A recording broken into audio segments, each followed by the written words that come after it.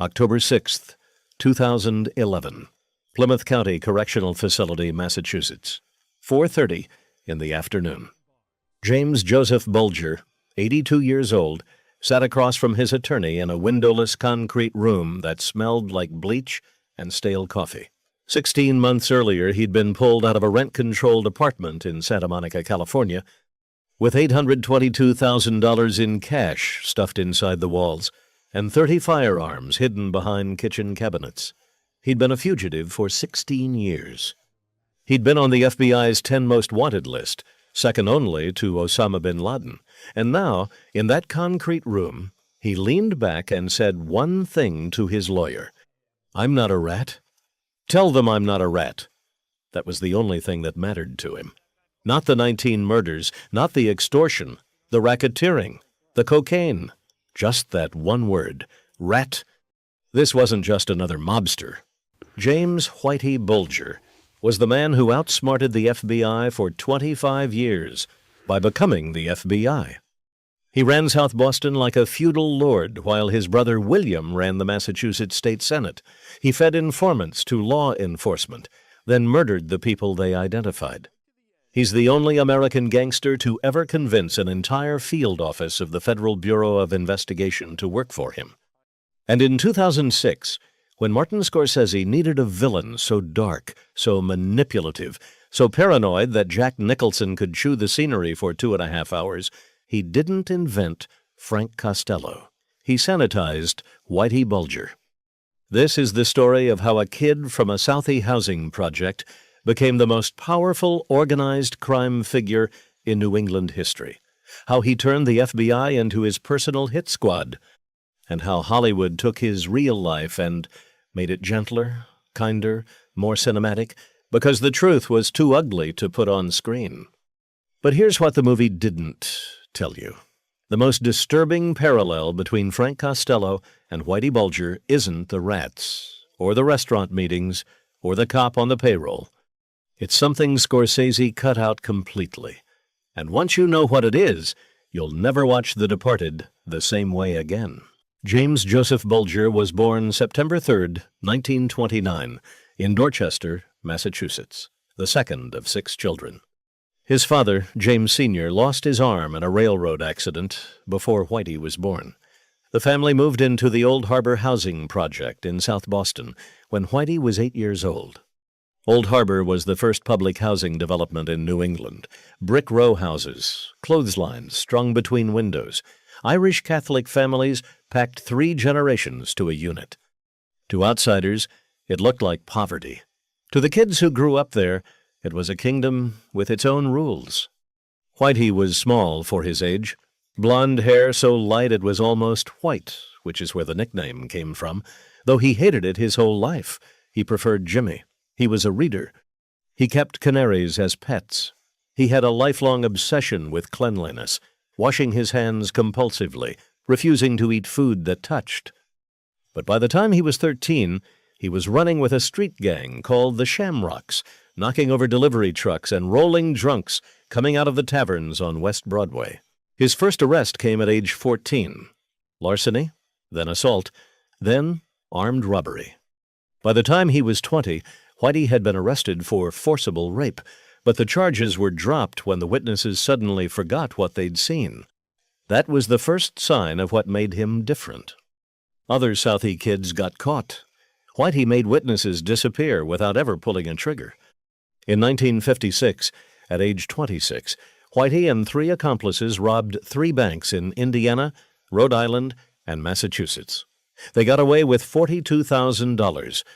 He was caught the next year, hiding in a Revere, Massachusetts nightclub with his girlfriend. The judge gave him 20 years. And here's where the story takes its first turn into the territory that Scorsese never touched. Whitey Bulger did 3 years at the federal penitentiary in Atlanta. Then he was transferred to Alcatraz, then to Leavenworth. While he was in Atlanta, he volunteered for what he was told was a medical study. The doctors said it was research into a cure for schizophrenia. They paid the inmates $75 and offered time off their sentences. What it actually was MK Ultra, Project MK Ultra, the CIA's covert program to test mind control techniques on unwitting Americans. For 18 months, between 1957 and 1959, Whitey Bulger was injected with massive doses of LSD. He'd later tell his friends he was given the drug more than 50 times. He described nightmares so vivid he thought he was dying. He said he could hear the canaries from his childhood screaming inside the walls. He stopped sleeping. When he finally got out of prison in 1965, he was 35 years old, paranoid, insomniac, and convinced that the United States government had broken something inside his head that would never heal. Most men come out of prison damaged. Whitey came out weaponized. He came home to South Boston, and South Boston was at war. The Killeen brothers, Donnie and Kenny, ran the Mullen Gang's main rival out of the Transit Cafe on West Broadway. They were old-school Irish racketeers, loan sharking, bookmaking, hijacking. Whitey went to work for them as muscle. He was patient. He watched. He learned who paid, who didn't, and who could be turned. In May of 1972, Donnie Killeen was shot to death in his own car outside his home in Framingham, Massachusetts. The Mullen Gang took credit. Whitey went to the leadership of the Mullens and made a proposal. He wouldn't avenge Donnie. He'd switch sides. He'd help them finish off Kenny. And in exchange, when the dust settled, Whitey would run South Boston. Within 90 days, Kenny Killeen was sitting in a barber's chair on West Broadway when a man walked in, put a .45 caliber pistol against the back of his head, and pulled the trigger. Witnesses saw nothing, heard nothing. The killer walked out, got in a green Pontiac, and drove away. Whitey Bulger was now the boss of South Boston. He was 42 years old. Here's what most people don't understand about the Winter Hill Gang. And this is the kind of insider knowledge that changes how you see the whole story. The Winter Hill Gang wasn't an Italian mob outfit. It was an Irish-American syndicate based in Somerville, Massachusetts, founded by Howie Winter, that absorbed the South Boston crews, the Charlestown crews, and a handful of Italian operators from Revere. The Winter Hill Gang ran the bookmaking, the loan sharking, the truck hijacking, and a horse race fixing operation that grossed over $8 million between 1973 and 1979. The race fixing scheme worked like this. The Opportunity, East Coast horse tracks, from Suffolk Downs in Boston to Pompano Park in Florida, had small fields and underpaid jockeys. The inside connection. The Winter Hill Gang had a fixer named Tony Ciula who could bribe a jockey for as little as $2,000. The execution. Ciula would pay 4 or 5 jockeys in a single 8-horse race to hold their mounts back. The remaining horses, the ones Winter Hill bet on, ran clean. The money? Winter Hill would spread their bets across multiple tracks and bookmakers to avoid suspicion, sometimes pulling down $400,000 on a single afternoon. The problem? Tony Chola got greedy, got caught, and in 1979 he turned federal witness.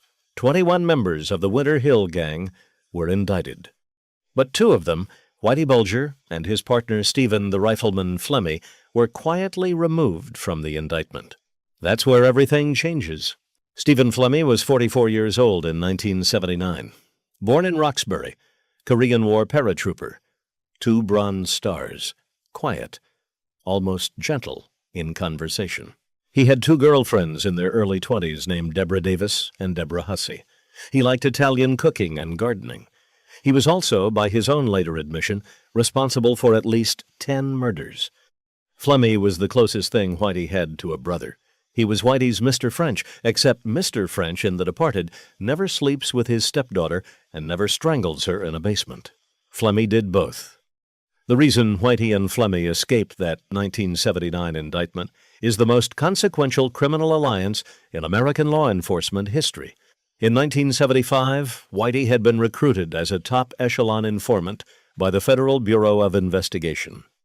His handler was a Boston agent named John Connolly, a kid who'd grown up in the Old Harbor Housing Project 2 doors down from the Bulger family. Connolly was 34 years old, ambitious, well-dressed, and deeply convinced that taking down the Italian Mafia, La Cosa Nostra, the Patriarca family of New England, was the most important work of his career. Whitey gave Connolly the patriarchas. He fed him names, addresses, meeting locations, internal disputes. The FBI dismantled the New England Mafia using information Whitey provided. And in exchange, the FBI protected Whitey. They tipped him off to wiretaps. They removed his name from indictments. They warned him when other agencies, the DEA, the Massachusetts State Police, were closing in. They even, on at least 2 occasions, identified other criminals who were considering testifying against him, and those people died. You have to understand what this means. It wasn't a corrupt agent taking bribes. It was an entire FBI field office, including Connolly's supervisor John Morris, who took at least $7,000 in cash and a case of expensive wine from Whitey, treating a serial killer as a protected asset for over 15 years. Connolly later wrote internal reports calling Whitey a strategic source. He warned Whitey that a businessman named Roger Wheeler, who owned World J. Ally, was going to expose Winter Hill's skim from the Florida operations. Whitey sent his hitman, John Martirano, to Tulsa, Oklahoma. On May 27, 1981, Martirano shot Wheeler in the face in a country club parking lot. Wheeler had a wife and 4 children. That was the pattern for the next decade. Whitey would learn through Connolly that someone was a problem. The problem would die. The FBI would close the case as unsolved. Now think about The Departed. Frank Costello has a cop inside the Massachusetts State Police, Colin Sullivan. Sullivan tips him off. Sullivan kills the people who could expose Costello. The movie treats this as a clever plot device. The reality is worse. Whitey didn't just have one cop. He had agents, supervisors, prosecutors. He had what the Department of Justice's own internal review later called one of the worst betrayals of public trust in the history of American federal law enforcement. By the mid-'80s, Whitey had built a power structure that no one could touch. His older brother William, called Billy, had risen from a Massachusetts state representative to president of the Massachusetts State Senate. Billy Bulger was, between 1978 and 1996, the most powerful elected official in Massachusetts. He controlled state budgets, judicial appointments, university presidencies. He was a fixture at parade reviewing stands and St. Patrick's Day breakfasts. And while Billy was running the State House, his brother Jimmy was running everything else: drug shakedowns, loan sharking, bookmaking that pulled in $50,000 a week, extortion of every cocaine dealer south of the Charles River. The headquarters was Triple O's Lounge, West Broadway and F Street, South Boston, a 2-story brick building with a green awning and no sign. Whitey didn't drink. He'd order a glass of milk and sit at a back table, watching the door. Inside Triple O's, you could buy guns, sell coke, settle debts, plan murders. The bartenders knew never to look at the back room. Triple O's was Whitey's Frank Costello restaurant, except Whitey didn't sit there to be seen. He sat there to see who came through the door. Whitey had rules. No one in his crew could be a heroin user. He despised heroin dealers personally, though he taxed every one of them. He banned the word rat being said as a joke in his presence. He drilled his men in counter-surveillance. He had them rotate through 6 different cars in a single afternoon. He insisted on meeting only on foot, walking along Castle Island, the South Boston Pier, where you could see anyone coming for half a mile in either direction. He memorized the federal agents' license plates. He kept binoculars in a leather case in his car. But it wasn't paranoia if they were really after him. And by 1989, they were. A handful of investigators, mostly from the DEA and the Massachusetts State Police, had figured out what the FBI couldn't see or wouldn't admit. They started building a parallel investigation. They couldn't trust the Boston FBI office, so they kept their files in another state. In 1994, they had enough. A federal grand jury in Boston was about to return indictments against Whitey Bulger, Stephen Flemmi, and the rest of the Winter Hill Corps, charging racketeering, extortion, and money laundering. On December 23, 1994, the day before the indictments were to be unsealed, John Connolly drove to a parking lot in Quincy, Massachusetts. He met with Whitey. He told him to run. Whitey already had cash hidden in safe deposit boxes in Dublin, Montreal, London, and Venezuela. He had multiple passports under multiple names, all real, all issued by the State Department to fake identities. He had a girlfriend, Catherine Gregg, a 43-year-old former dental hygienist who had agreed to disappear with him. Gregg had no criminal record. She had 2 miniature poodles named Gigi and Nicky. She had a brother-in-law who was a Massachusetts state trooper. None of it mattered. She loved him. She left her life behind and walked away into nothing. Whitey Bulger vanished on December 23, 1994. Stephen Flemmi was supposed to go with him. Flemmi waited too long. He went to dinner with his girlfriend. He was arrested at a restaurant called Schooners in Boston on January 5, 1995, 12 days later. Flemmi never saw the outside of a prison again. Howie Winter was already in prison. John Martirano fled to Florida. Frank Salemi, the head of the New England Mafia by then, was arrested in West Palm Beach. The whole Winter Hill structure collapsed. Whitey was 65 years old when he went on the run. He should have been a frail old man hiding in a basement. Instead, he and Catherine Gregg moved through Louisiana, Wyoming, Mississippi, New York, and finally settled in 2007 in a rent-controlled 3-room apartment at 300 3rd Street, apartment 303, Santa Monica, California. They paid in cash. They told the neighbors they were Charles and Carol Gasco, retirees from Chicago. Whitey grew a long white beard. He fed the alley cats. He gave money to the homeless. He bought a wide-brimmed hat and a new identity at every motel between Mississippi and California. 16 years passed. 3 Massachusetts FBI directors came and went. The Boston field office was completely restructured after the scandal broke. John Connolly was indicted, convicted of racketeering, and later convicted of second-degree murder for tipping Whitey off about John Callahan, a businessman who was killed in 1982. Connolly is currently serving a 40-year sentence in Florida. In June of 2011, the FBI ran a new public service announcement campaign focused on Catherine Gregg. They figured Whitey would be too disciplined to make a mistake. But Catherine, after 16 years in hiding, would still want to look like herself. The PSA showed photos of Catherine, described her vanity, her love of plastic surgery, her 2 poodles. A former neighbor in Iceland, who had visited Santa Monica that year, recognized her face on television. She called the tip line. On June 22, 2011, FBI agents knocked on apartment 303.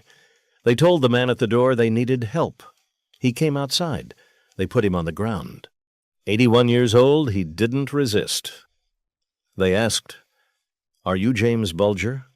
He said, "Yes, I am." Inside the apartment, they found $822,000 in cash, 30 firearms, and a list of names and addresses written in Whitey's neat block handwriting. The list contained the home addresses of every person who had ever been believed to inform on him. He had been planning, even at 80, to come back and finish his work. Whitey Bulger went to trial in Boston on June 12, 2013. He was charged with 33 counts, including 19 murders. The trial lasted 8 weeks. The witnesses against him included John Martirano, who had murdered 20 people for the Winter Hill Gang and gotten a 12-year sentence in exchange for testifying. Stephen Flemmi, who had been Whitey's partner for 30 years, testified that Whitey had personally strangled Flemmi's stepdaughter, Deborah Hussey, in 1985, in the basement of a house on East 3rd Street, Southie, because Whitey thought she was talking too much. Flemmi described how Whitey lay down on a mattress to rest after the killing, asking Flemmi to pull the teeth from Hussey's mouth and remove her fingers so the body couldn't be identified. The jury convicted Bulger on 31 of 33 counts, including 11 of the 19 murders. He was sentenced to 2 consecutive life terms plus 5 years. The judge that day, Denise Casper, looked down from the bench at the 84-year-old man in the orange jumpsuit and said, "The scope, callousness, and depravity of your crimes are almost unfathomable. Whitey said nothing. He stared at the wall. On October 30th, 2018, James Whitey Bulger was transferred from a federal prison in Florida to United States Penitentiary Hazleton, a high-security facility in West Virginia. He arrived in a wheelchair at 6:45 p.m. By 9 p.m., he was in his cell on the general population unit. At 6 a.m. the next morning, October 31st, Halloween, 2018, guards found him on the floor, his eyes gouged out, his tongue partly removed, beaten to death with a sock filled with padlocks. He was 89 years old. The men suspected of killing him were Mafia associates from Massachusetts. They never forgot what he was. Inside, in the only court that mattered to wise guys, Whitey Bulger was a rat, and rats die. Stephen Flemmi is still alive, serving life in a federal prison in North Carolina, 89 years old as of last year. John Connolly is still in prison in Florida. John Martirano served 12 years and now lives quietly in Massachusetts. Catherine Gregg served 8 years for harboring a fugitive. She was released in 2020. Billy Bulger resigned as president of the University of Massachusetts in 2003 after refusing to fully cooperate with a congressional inquiry into his contact with his fugitive brother. He's still alive. What Whitey Bulger really teaches us isn't a story about gangsters. It's a story about institutions. The FBI didn't fail to catch him. The FBI fed him. They handed him names. They cleared his way. He didn't beat the system. He bought it for the price of information about people the system wanted gone more than it wanted him gone. That's the real lesson, and it's the lesson Hollywood couldn't quite tell. Now think about The Departed again. Frank Costello has the cop inside. Frank Costello obsesses about rats. Frank Costello meets at a restaurant. Frank Costello has the Stephen Flemmi-style enforcer. Scorsese took all of those parallels straight from Whitey Bulger. But here's the parallel he left out. The brother in government. Scorsese didn't put Billy Bulger in The Departed.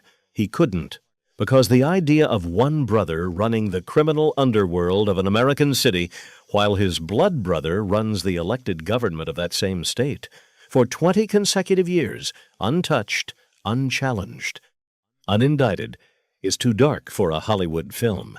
It's the parallel that turns The Departed from a crime story into something else. A story about how power, real power, doesn't choose between the legal world and the illegal one. It uses both. But the most disturbing parallel, the one Scorsese left out completely, isn't even the brother. It's something deeper. Something about who Whitey was working for the whole time. We'll show you tomorrow. If this story shook you, hit subscribe. We drop a new mob documentary every week on Mafia Talks. Drop a comment below. What do you think Scorsese cut from The Departed, and why?